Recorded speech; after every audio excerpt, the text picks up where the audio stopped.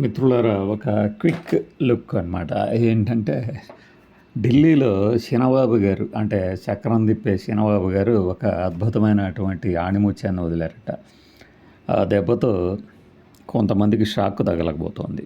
విషయం ఏంటయ్యా అంటే, ఆయన ఇప్పట్లో మంత్రివర్గ విస్తరణ ఉంటుందని తనకైతే తెలియదని చెప్పారట. మరి పార్టీ అంటే పెదబాబు చిన్నబాబులదే రాజ్యము. అలాంటిది నాకు తెలియకుండా మంత్రివర్గ విస్తరణ ఉంటుందనుకోవడం లేదు అంటే దాని అర్థం ఏంటి? క్లియర్గా ఒక మెసేజ్ ఇచ్చేశారు, బాబు ఇప్పుడున్న మంత్రులు మార్చడం లేదు, అటానే కొత్తగా మంత్రులని తీసుకోవడం లేదు అని చెప్పేసి. ఇది ఇటు తిరిగి ఈ మాట ఎవరికి తగులుతుందయ్యా అంటే, పాపం 9 నెలల క్రితం ఎమ్మెల్సీగా మారినటువంటి నాగేంద్ర బాబు గారికి, ఉరఫ్ నాగబాబు గారికి.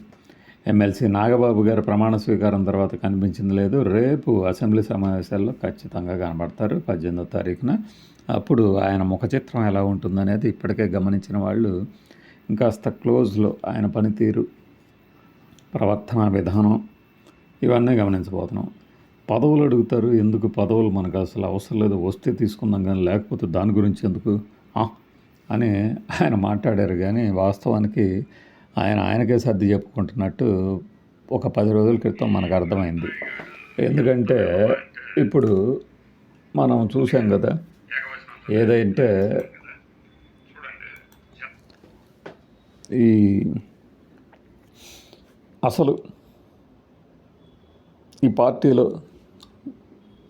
జనసేన అధినేత బ్రదర్గా తప్పితే మరొక హోదా అంటూ లేనప్పుడు ఆయనకి కొంత హోదా కల్పించి పార్టీలో ఉన్నా కూడా వెంటనే ఆయనకి మంత్రి పదవి ఇవ్వడానికే ఎమ్మెల్సీగా నామినేట్ చేశారని కూడా చెప్పారు. 9 నెలలు అయిపోయింది. మధ్యలో ఏప్రిల్లో ఒకసారి దాని గురించి ప్రస్తావించడం తప్పితే క్యాబినెట్ భేటీలో ఇంతవరకు అతీగతి లేదు. ఈ తరుణంలో నేను ఢిల్లీ వేదికగా ఇలా మాట్లాడారంటే దాని అర్థం ఏంటి? ఢిల్లీ వేదికగా మాట్లాడుతున్నప్పుడు చిట్ చాట్లు కావచ్చు, మరొకటి కావచ్చు, మాటామంతి కావచ్చు, అప్పుడు అక్కడ ఉపరాష్ట్రపతి ఎన్నికకి ఓట్లు వేయడానికి వచ్చినటువంటి 2 జనసేన ఎంపీలు కూడా ఉండే ఉంటారు. మరి ఇక దాని అర్థం ఏమిటి? ఎవరికి సూటిగా తగిలింది ఇది? ఈ చిన్నబాబు బాణం సూటిగా వెళ్ళి నాగబాబు గారికి తగిలినట్టే అనుకోవాలి. మంత్రి పదవుల మీద ఆశ పెట్టుకున్నది ఎవరయ్యా అంటే ఇంకొక గౌతమరెడ్డి గారు ఉన్నారు. గౌతమరెడ్డి గారికి సంబంధించి మనం ప్రత్యేకంగా వేరే వీడియోలో మాట్లాడుకుందాం. ఆయన వద్దు అంటున్నా కూడా అన్ని ఛానల్స్ ఎలా తీసుకుంటున్నాయి అంటే ఆయనతో అదొక కథ.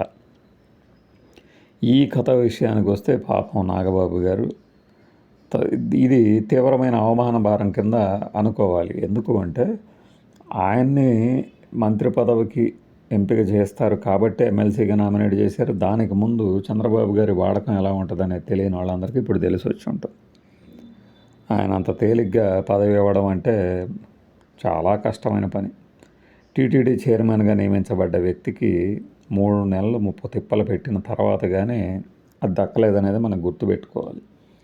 అలాగునే ఆ క్రమంలోనే ఇప్పుడు ఈ మధ్యలో మళ్ళీ పుండు మీద కారం చల్లినట్టు ఏప్రిల్లో ఒక మాట, మంత్రి పదవులు ఇవ్వాలి, ఖచ్చితంగా జనసేనకు ఒక మంత్రి పదవి ఇవ్వాల్సి ఉంటుంది అని గుర్తు చేయడం ద్వారా ఏం చేస్తారంటే అవతలోడు అడిగే లోపే మనమే దాని గురించి ప్రస్తావిస్తే ఇక అతను అడగడానికి ఛాన్స్ ఎక్కడెక్కడుంది.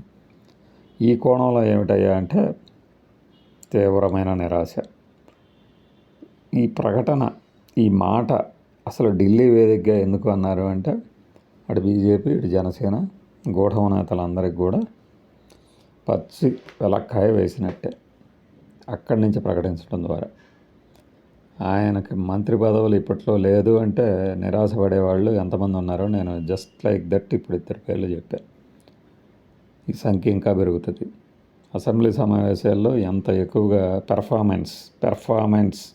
పెర్ఫార్మెన్స్ చూపిస్తే వారికి అంత గుర్తింపు ఉంటుంది అనే ఒక ఊరింపు కూడా ఉంటుంది.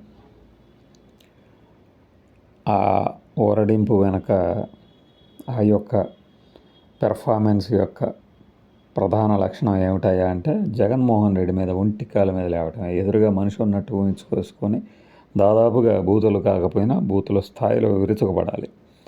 తెలుగులో అందమైన తిట్లు, అలానే ఇంగ్లీష్లో అందమైన తిట్లను తీసుకొచ్చి నానా రకాలుగా బీభత్సం చేసినప్పుడు వారి పెర్ఫార్మెన్స్కి అది ఒక నిదర్శనం. ఆ తర్వాత గీటురాయిగా మారి వెంటనే ఆమాత్య పదవులు వచ్చే అవకాశాలు మెండుపడతాయి. అప్పటికైనా సరే మన వాడకం తెలుసు కదా, 100 రోజులు అంటే ఎన్ని రోజులు, అలానే సంవత్సరం అంటే ఎంతో, ఆ కోవలో ఇప్పుడు అర్థమవుతుంది అనమాట.